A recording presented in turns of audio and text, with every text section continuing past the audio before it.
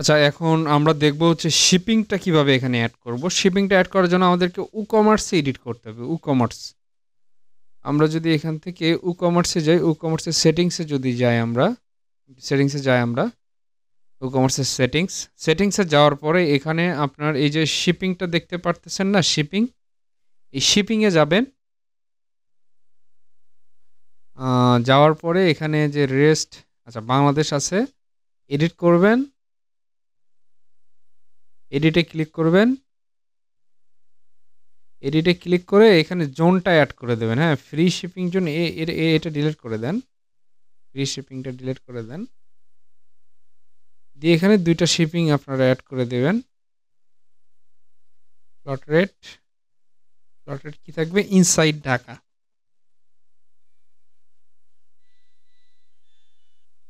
ওকে, inside Dhaka দেবো আমরা এখানে, এটা পরবর্তী দিই। ঢাকার ভিতরে 60 টাকা। আর হচ্ছে আপনার ঢাকার বাইরে হচ্ছে আপনার আউটসাইড, আউটসাইড ঢাকা হবে হচ্ছে আপনার 120 টাকা। আচ্ছা, ক্রিয়েট করলেন, দেন হচ্ছে এটা অলরেডি অটোমেটিক সেভ হয়ে গেছে। এরপর আপনার পেমেন্টে যাবেন, পেমেন্টে যাওয়ার পরে এখানে ক্যাশ অন ডেলিভারিটা অন করে দেবেন, ক্যাশ অন ডেলিভারিটা।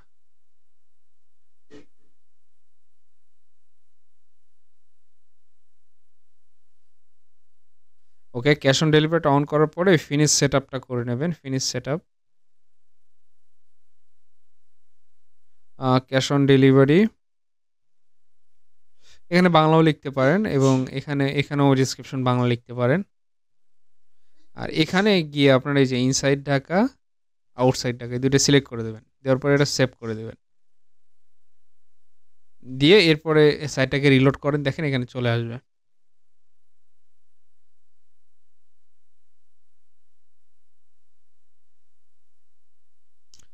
এই যে দেখেন আমাদের এখানে কিন্তু চলে আসছে cash on delivery, inside Dhaka, outside Dhaka.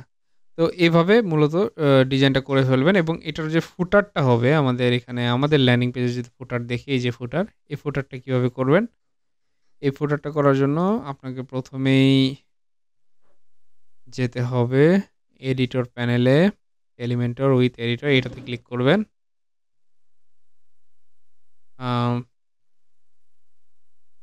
এখানে ক্লিক করার পরে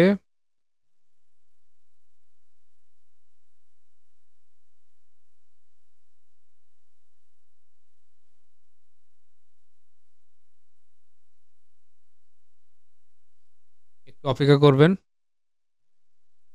আচ্ছা, আমাদের সামনে এডিটরটা দেখতে পাচ্ছি, Elementor editor.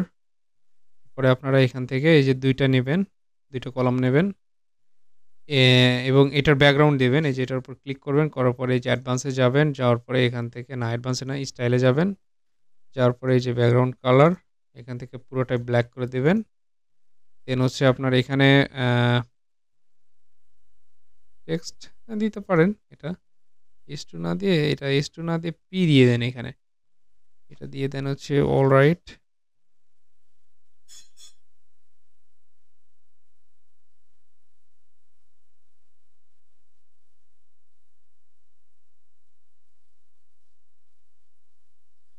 Alright reserve by TMIT store. Okay, এটা লেফটেই থাকবে এবং কালারটা একটু চেঞ্জ করে দিতে হবে, হোয়াইট, সেম টু সেম। এখানে আমরা এটা পেস্ট করে দিলাম এবং এটা রাইট সাইডে থাকবে কিন্তু, হ্যাঁ, এই যে রাইট সাইডে থাকবে। এটা কপিরাইট বাই TMIT স্টোর এরকম থাকবে।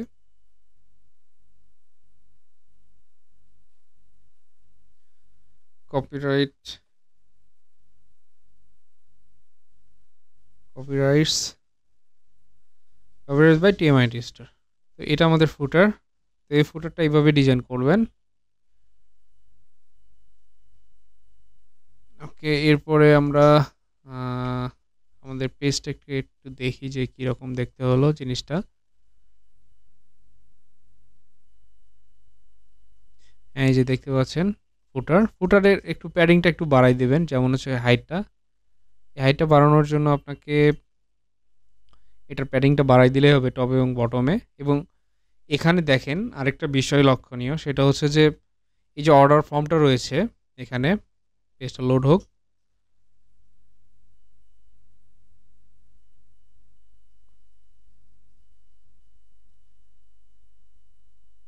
আচ্ছা, এখানে এখানে যে অর্ডার ফর্মটা রয়েছে, এই অর্ডার ফর্মে এখানে দেখতে পাচ্ছেন প্লেস অর্ডার। এখানে কিন্তু আপনি চাইলে বাংলাও লিখতে পারেন এবং এই টেক্সটটাকেও চেঞ্জ করতে পারবেন।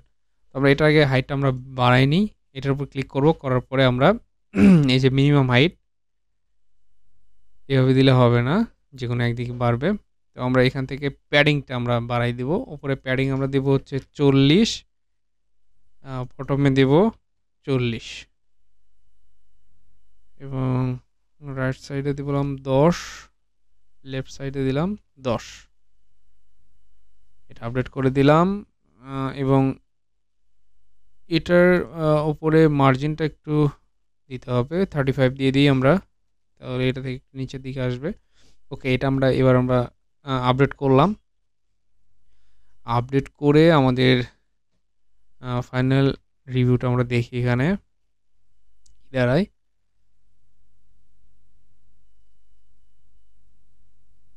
ওকে, এখানে দেখতে পাচ্ছেন আমাদের ফুটারটা কিন্তু রেডি।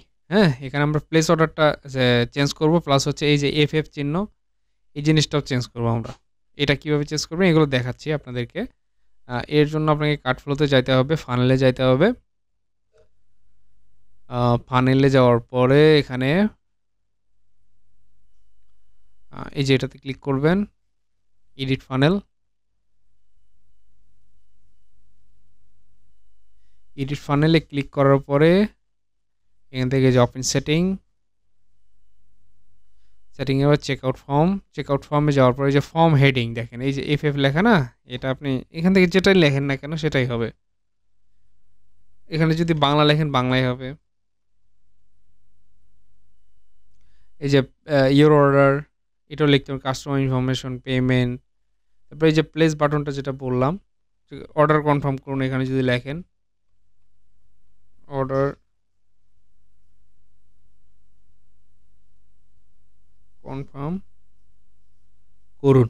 কনফার্ম করুন, হ্যাঁ, এলাকে সেভ সেটিংসে ক্লিক করবেন।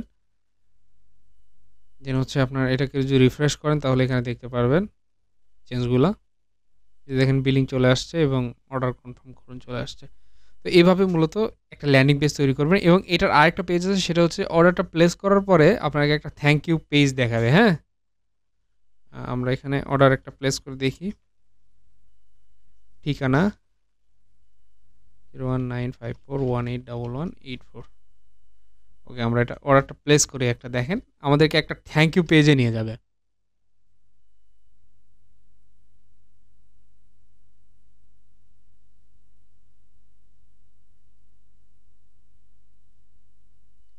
হ্যাঁ, দেখেন এই যে দেখেন আমরা অর্ডার করলাম, একটা থ্যাংক ইউ পেজে নিয়ে আসলে। হ্যাঁ, এই পেজটা কি এডিট করতে হবে আপনাদের, কীভাবে এডিট করবেন? এই যে এডিট উইথ এলিমেন্টরে ক্লিক করবেন।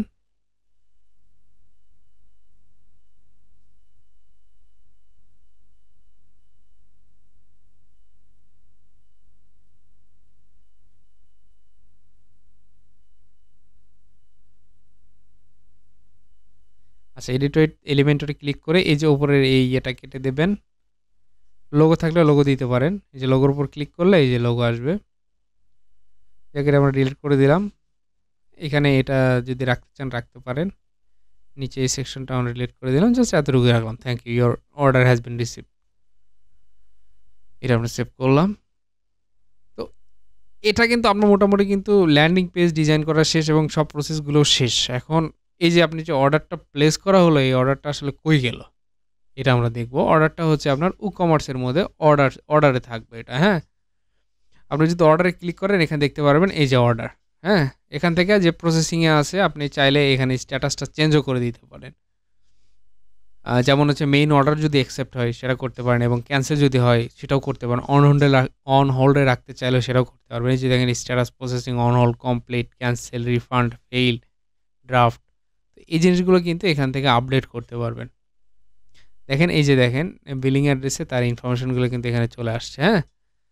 তো এইভাবে আসলে জিনিসগুলো এডিট করতে হয় এবং কমপ্লিট করতে হয়। তো এটা হচ্ছে মোটামুটি ল্যান্ডিং পেজ ডিজাইন করার পার্ট।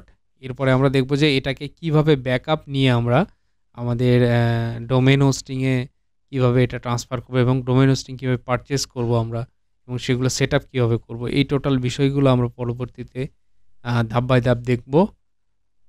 এবং শেষে গিয়ে আমরা একটা অ্যাড রান করে আমরা দেখাবো যে হ্যাঁ, আমাদের অ্যাড এইভাবে রান করতে হয়। ধন্যবাদ।